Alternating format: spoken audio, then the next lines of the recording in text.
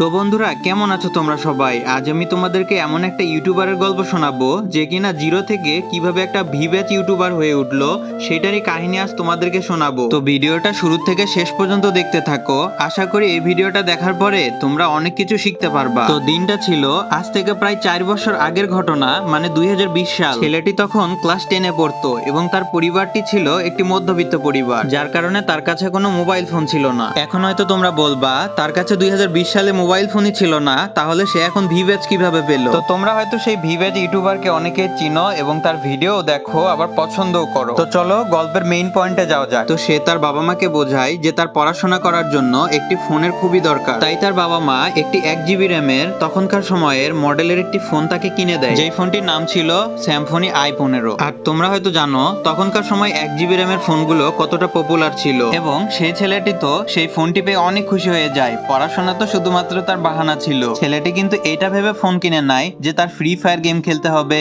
একজন ইউটিউবার হবে, ভিডিও বানাবে। সে শুধু এটা ভেবে ফোন কিনেছিল যে তার সব বন্ধুদের ফোন আছে কিন্তু তার ফোন নাই, তো তারও একটা ফোন থাকা দরকার, যার কারণে তার বাবা মায়ের কাছে সে একটি ফোনের আবদার করে। ছেলেটি একদিন তার বন্ধুদের কাছে দেখতে পায় তারা একটি গেম খেলছে এবং সে নিজেও জানে না এই গেমটার নামই হচ্ছে ফ্রি ফায়ার, এবং তার সেই গেমটি অনেক ভালো লেগে যায়, যার কারণে সে তার বন্ধুকে জিজ্ঞাসা করে, ভাই এই গেমটা কি আমার ফোনেও খেলা যাবে? তখন তার বন্ধুরা একবারে বলে দেয় যে তোর যে ফোন 1 GB র্যামের একটা ফোন, আর এই ফোনে তুই খেলবি ফ্রি ফায়ার, তোর ফোনে এইসব খেলা যাবে না, হুদাই সময় নষ্ট করিস না তো। এরপরে ছেলেটি তো মন খারাপ করে বাসায় চলে গেল। কয়েক মাস যাওয়ার পরে তারই একটি কাছের বন্ধু এসে তাকে বলে, ফ্রি ফায়ার খেলবি? আমাদের মধ্যে অনেকেই আছে, আমরা সবাই একসাথে গেম খেলি এবং অনেক মজা আনন্দ করি। তখন সে ছেলেটি ভাবলো, বাহ 1 GB র্যামের ফোনেও তাহলে ফ্রি ফায়ার খেলা যাবে, তাহলে তো অনেক মজা হবে। এই কথা শোনা মাত্র ছেলেটি তার বন্ধুর কাছ থেকে শেয়ারের দিয়ে তাড়াতাড়ি সেই গেমটি তার ফোনে নামিয়ে নেয়। গেমটা ফোনে নামিয়ে গেমটা খেলা শুরু করে দেয়, স্টার্ট দিয়ে দেয় ব্যাটেল রয়্যাল গেম। গেমের আগামাতা কিছু না বুঝলেও গেমটা খেলতে তার অনেক মজা লাগছিল।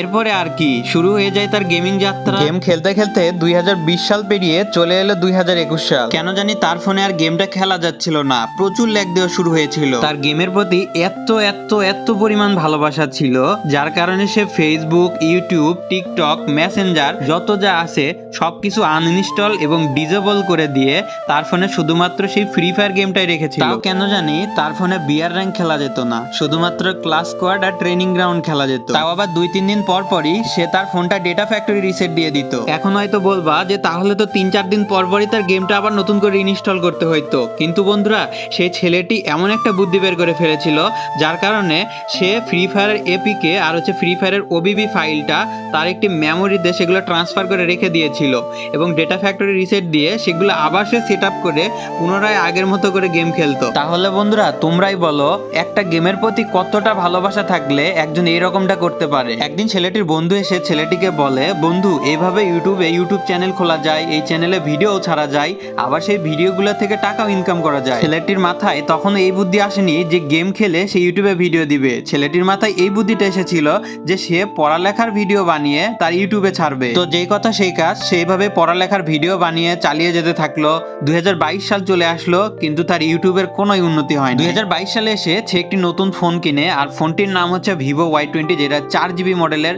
আর এই ফোনটা দিয়ে সে গেম প্লে শুরু করে, এবং তার মাথায় তখন আইডিয়া আসে যে এই ফোনে তো আমি গেম খেলে রেকর্ড করতে পারবো এবং সেইগুলোও তো ইউটিউবে ছাড়তে পারবো। তো তারপর থেকে শুরু হয়ে গেল তার গেমিং যাত্রা শুরু। ছেলেটি অনেক কষ্ট করতো এবং প্রতিদিন ভিডিও দেওয়ার চেষ্টা করতো তার চ্যানেলে, কিন্তু সে কোনোভাবেই সফল হতে পারতেছিল না। ভাই শুরুর দিকটা যে কত কঠিন এটা ভাই আমি নিজেও জানি। ছেলেটি ভাবতে থাকে যে তার ভিডিওগুলো কিভাবে ভাইরাল করা যায়, এবং সে একটা বুদ্ধি বের করে ফেলে। তার ভিডিওগুলো সে ছোট্ট ছোট্ট করে ইম্পর্টেন্ট পার্টগুলো কেটে কেটে সে টিকটকে আপলোড করতো। তো এইভাবে ছেলেটির টিকটকে 1 লাখ ফলোয়ার এবং ইউটিউবে মাত্র 4000 সাবস্ক্রাইবার হয়ে যায়। তো দিন যতই যাচ্ছিল তার এই নতুন ফোনটিও অনেক স্লো হয়ে যাচ্ছিল এবং ভিডিও বানাতে গেলে অনেক ল্যাগ দিত, এ যেন কাটা গায়ে নুনের ছিটা। এরপরে হঠাৎ করে একদিন টিকটকে তার কাছে একটি স্পন্সরের অফার আসে, এবং সেই ছেলেটি সেই স্পন্সরের টাকা দিয়ে একটি নতুন ফোন কিনে ফেলে, যেই ফোনটির নাম ছিল টেকনো স্পার্ক 8 Pro, এবং সেই ফোনটি দিয়ে ভিডিও বানিয়ে বানিয়ে ইউটিউবে প্রায় 1 লক্ষেরও বেশি সাবস্ক্রাইব এবং টিকটকে প্রায় 5 লক্ষেরও বেশি ফলোয়ার অর্জন করে ফেলে। তো এরপরে সে একটি আইফোনও কিনে ফেলে। ফেলে, যার কারণে তার ভিডিও বানাতে আর কোনোই অসুবিধা হয় না। আর তার স্বপ্নও কিন্তু তোমাদের মতো ছিল,